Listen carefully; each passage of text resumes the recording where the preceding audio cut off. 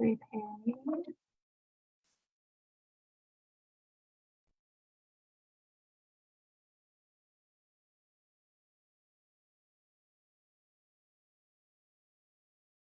Okay.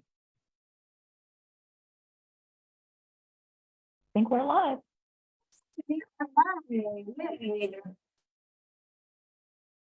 Today we are the Keystone School Counselors. I'm Amy Holmes. I'm here with Morgan Dakota and Krista Hoovler, and we are going to talk about our favorite books from childhood, like when we were little. So I will go first. This, Things to Know by Richard Scarry, was my absolute favorite book for years and years when I was little. Me and my brother used to look through it all the time. The reason I liked it, I don't know if you could see it, it has all these tiny little detailed photos of food and seasons and lots of stuff. So I love looking at the little pictures and the detail and, organizing all the pages and, going through the book and seeing they have a page about school and then a page about home and a page about breakfast. So it's a really awesome book. So that would be my absolute favorite book. I love that you love that. I love Richard Scarry books too. Oh, me too. And definitely the illustrations are always the best. There's so much and so much stuff going on. Like I still laugh just thinking about it and just seeing that. Oh, I love that. That's so fun. Brings it all back. Yes. Yeah, it really does. Huckle Cat and Lowly Worm.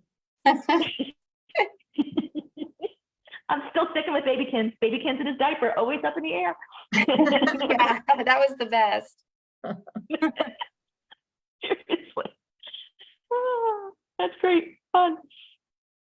Do you want to do your second one, Amy, or do you want us to do ours, or what do you want to do? I'll go ahead and do my second one. It's a lot different. This it keeps disappearing is The Giving Tree. Excellent. It's by Shel Silverstein. He was one of my favorite authors too. Wrote a lot of poems and kind of sentimental books. It's about a little boy who has this tree and he goes through his whole life with his tree. This is not the actual book. I got this book a few years ago, but I did read it a lot when I was little. His drawings were always good. I don't know if you could see that. They're like illustrated like in just like pencil. So it's a very different type of book, but I love it too. He always had a great sense of humor though, his poetry. I have a few of his like Where the Sidewalk Ends and that kind of that stuff. was another good one. Even read them when I was in the classroom. I would read them to my students because they're just fun to listen to. He's got great rhyming and there's always a joke at the end. And so those are great ones. Right. Yeah. With a message, right? Like all that wonderful wordsmithing and vocabulary, but there was that message that went along. Right. Yeah. Yes. Yeah. Always favorites. Absolutely. Yep. Well, I always love the rhyming stories too. My background is the cover of the first book that I learned to read. I'd actually memorized it. It's called Jonathan and the Dragon. And I wish you could see Jonathan. He's like down here. He's very tiny. He's a little boy. And like I can still remember, somewhere I have the book downstairs. I could not find it in my bins of books. But I had brought it to school. The teacher was asking in kindergarten if anybody could read. I was like, yeah, I can read. Not exactly. But I had memorized Jonathan and the Dragon really well. Early one morning in the town of Tell, the watchman says 6 o'clock and all is not well. And so it was this great rhyming book. But so much like the Richard Scarry, I realized what I really loved about that book was the illustrations.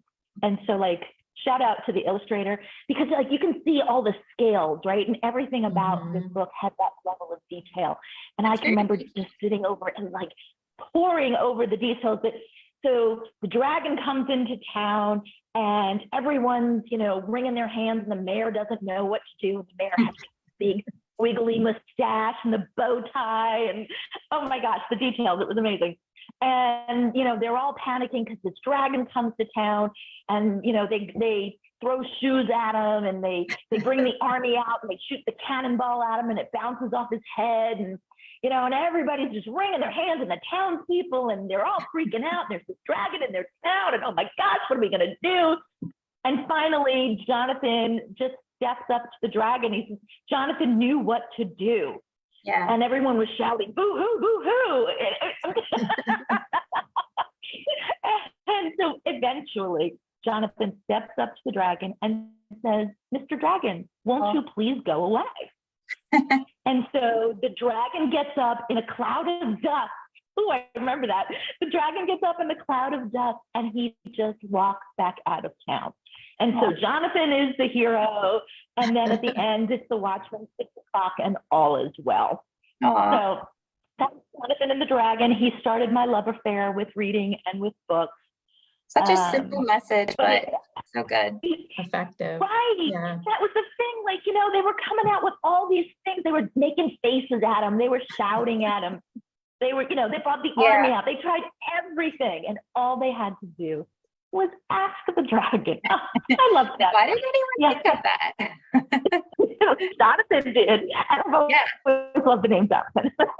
Awesome. He's a smart little boy. But as I grew up, I think my favorite stories became the Little House series. And so let's see, can you see them? Yeah. Where is it? Disappearing.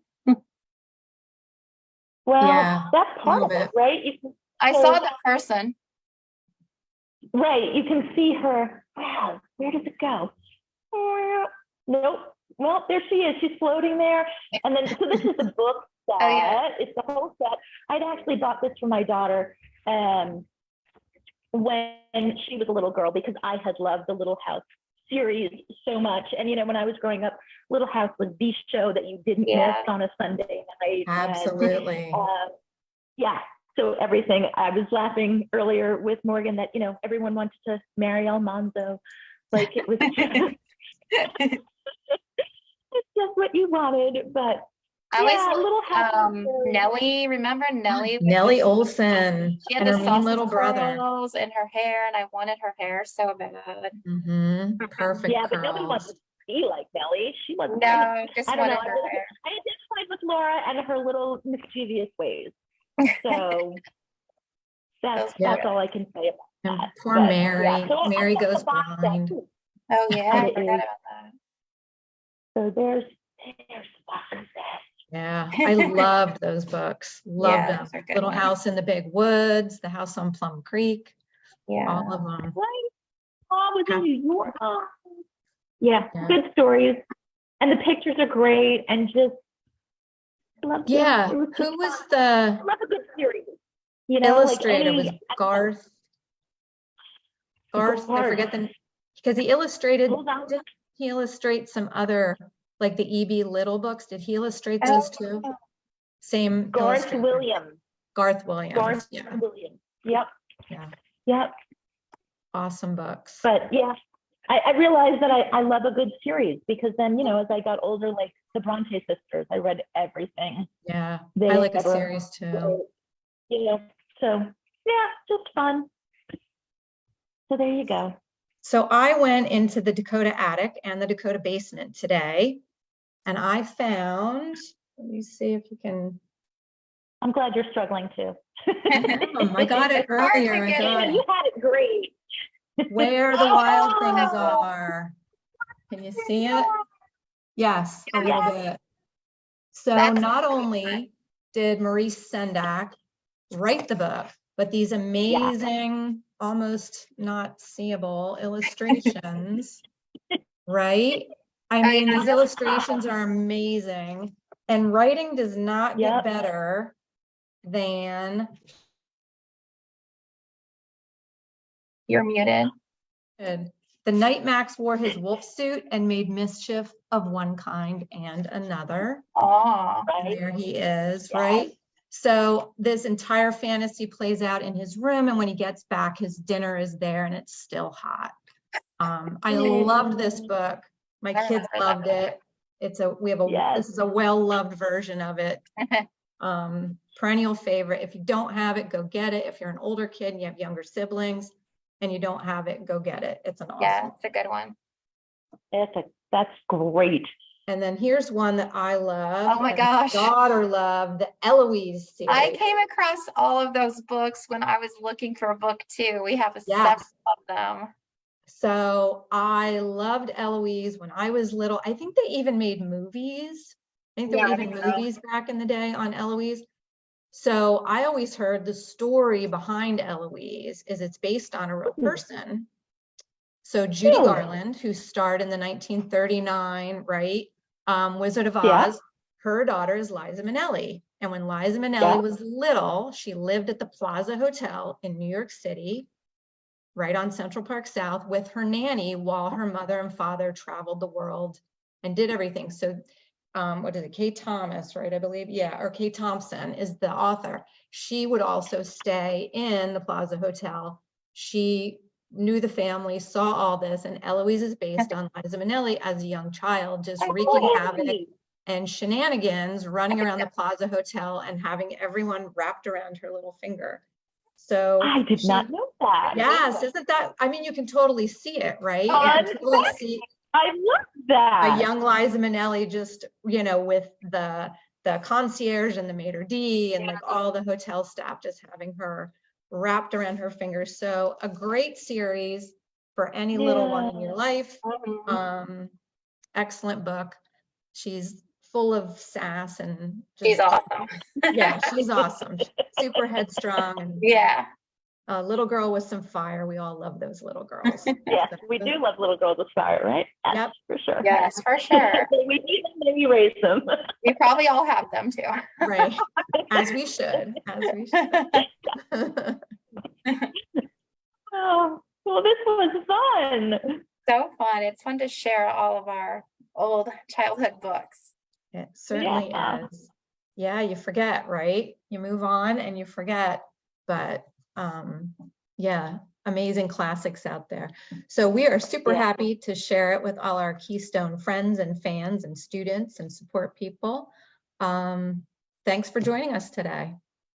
Have a good day. Bye. Bye, Bye-bye. everybody.